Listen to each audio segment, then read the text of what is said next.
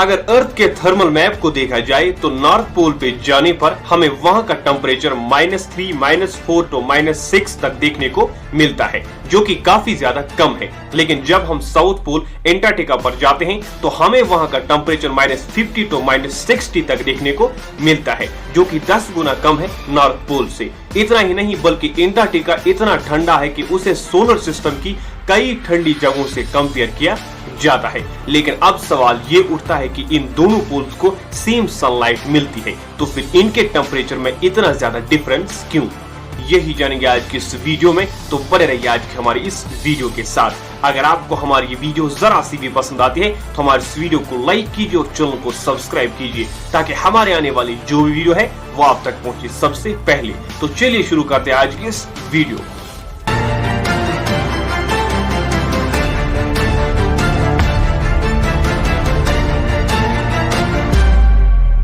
Normally हम तपती रेतीली जमीन को रेगिस्तान कहते हैं, लेकिन असल में ऐसा बिल्कुल भी नहीं है। हर वो एरिया जो ड्राई होता है, जहां प्लांट्स ना के बराबर होते हैं, उसे रेगिस्तान कंसिडर किया जाता है। और पोल्स लोकेटेड होने की वजह से ये दोनों region, arctic region, Antarctica region यानी कि नॉर्थ पोल और साउथ पोल, ऐसे रेगिस्तान है जो बाकी सारे रेगिस्तानों से अजीबो गरीब है, जहां आपको कभी 6 महीने तक आसमान में सूरज दिखेगा और कभी 6 महीने तक आपको रात का अंधेरा। इन्हीं सीजनल चेंज की वजह से यहाँ पर लाइफ का सर्वाइव बिल्कुल मुश्किल है। जहां आपको नॉर्थ पोल में नंबर ऑफ एनिमल्स देखने को मिलेंगे, वहीं साउथ पोल पर एनिमल्स का नामो निशान भी नहीं है। उसकी वजह है यहाँ की एक्सट्रीम ठंड, क्योंकि यहाँ इतनी ज्यादा ठंडी है कि एनिमल्स सर्वाइव ही नहीं कर पाते हैं। लेकिन एंटार्क्टिका में ऐसे इलाके जरूर हैं जहां हमें छोटे छोटे जीव देखने को मिलते हैं, और एंटार्क्टिका के समंदर में हमें व्हेल्स, सील्स, बर्ड्स के साथ साथ पेंगुइन्स भी देखने को मिलते हैं। ये तो हुई बात एनिमल्स की, बर्ड्स की, सील्स की, व्हेल्स की। लेकिन अब बात आती है ह्यूमन्स पर। क्या इंसान यहाँ पर सर्वाइव कर सकते हैं? तो एक सिंपल सा जवाब होगा नहीं।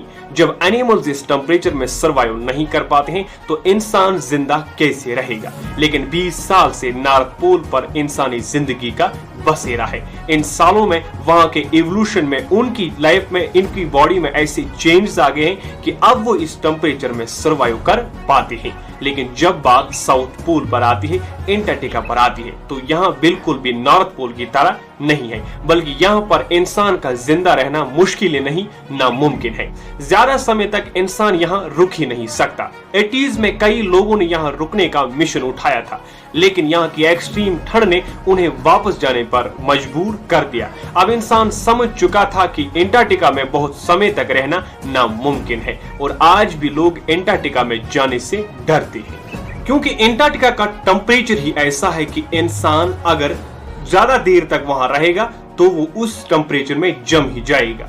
इसलिए इंसान वहां से जाने से डरता है। अगर कोई साइंटिस्ट वहां जाते भी हैं तो वो ज्यादा दिन वहां नहीं रह पाते हैं, क्योंकि उनको पता है कि ये टेम्परेचर इंसानी जिंदगी के सर्वाइवल के लिए बिल्कुल भी सही नहीं है। दोनों पोल्स की सबसे बड़ी डिफरेंस छुपी है इनकी नीचे। अर्थ का नॉर्थ पोल अर्थ के ऊपर है, जहां मिडिल में कोई भी जमीन नहीं है, यानी कि एक्चुअल में नॉर्थ पोल समंदर के बीचों बीच मौजूद है। वहीं जब हम साउथ पोल पर आते हैं, एंटार्क्टिका पर आते हैं, तो ये एक जमीन पर एंटार्क्टिका के बीचों बीच मौजूद है, जहां 100 किलोमीटर तक कोई भी लैंडमार्क नहीं है। जब एंटार्क्टिका को ढूंढा गया तो कई कंट्रीज ने इस पर अपना टेरिटोरियल क्लेम करने की कोशिश की। यहां तक कि यूनाइटेड किंगडम और अमेरिका तो जंग के लिए भी तैयार था एंटार्क्टिका पर कब्जा करने के लिए। लेकिन समय के साथ इन कंट्रीज को यह समझ आ गया था कि एंटार्क्टिका में इंसानी जिंदगी का बसेरा न के बराबर है, इसलिए इन्होंने सोचा कि इस बर्फीली जमीन के लिए जंग करना नुकसानी होगा। इसके बाद एक पीस एग्रीमेंट साइन किया गया, जिसके बाद यह तय किया गया कि एंटार्क्टिका को सिर्फ साइंटिफिक रिसर्च के लिए इस्तेमाल किया जाएगा। इसके बाद ना किसी कंट्री ने एंटार्क्टिका पर कब्जा करने की कोशिश की और ना ही कभी अपना टेरिटोरियल क्लेम करने की कोशिश की, क्योंकि सभी कंट्रियां ये समझ चुकी थी कि इस बर्फीली जमीन के लिए लड़ना, इस बर्फ के लिए लड़ना बेवकूफी होगी, क्योंकि इसमें मिलेगा क्या? एनिमल्स तो यहाँ मुश्किल से रह पाते हैं, तो इंसानी का जिंदगी का बसेरा यहाँ पर ना के बराबर है। इसके बाद जो भी कंट्रीज है दुनिया की, वहां के सिर्फ साइंटिस्ट वहां रिसर्च के लिए जाते हैं, खोज के लिए जाते हैं, वो भी 1-2 दिन या ज्यादा से ज्यादा 3 दिन तक वहां रुक पाते हैं। इसके बाद किसी भी कंट्री ने इस पर कोई भी मसला नहीं उठाया इस एग्रीमेंट के बाद। अब बात आती है कि नॉर्थ पोल और साउथ पोल के टेम्परेचर में इतना ज्यादा डिफरेंस क्यों है? एंटार्क्टिका साउथ नॉर्थ पोल से इतना ठंडा क्यों है? तो इसका सिंपल सा जवाब है, जब भी हम किसी पहाड़ी की चोटी पर चढ़ते हैं तो जितना हम ऊपर चढ़ते जाते हैं उतना टेम्परेचर गिरता है। ठीक इसी तरह एंटार्क्टिका के साथ भी होता है। एंटार्क्टिका अर्थ के ऊपर है, जिसकी हाइट 8,200 फीट है, जो माउंट एवरेस्ट का 20% है। इसी हाइट की वजह से वो सबसे ज्यादा ठंडा कॉन्टिनेंट है, इसलिए वो नॉर्थ पोल से इतना ठंडा है। तो आज की वीडियो में बस इतना ही। उम्मीद करता हूं कि आपको हमारे वीडियोस पसंद आते होंगे और हमारी आज की ये वीडियो भी पसंद आई होगी।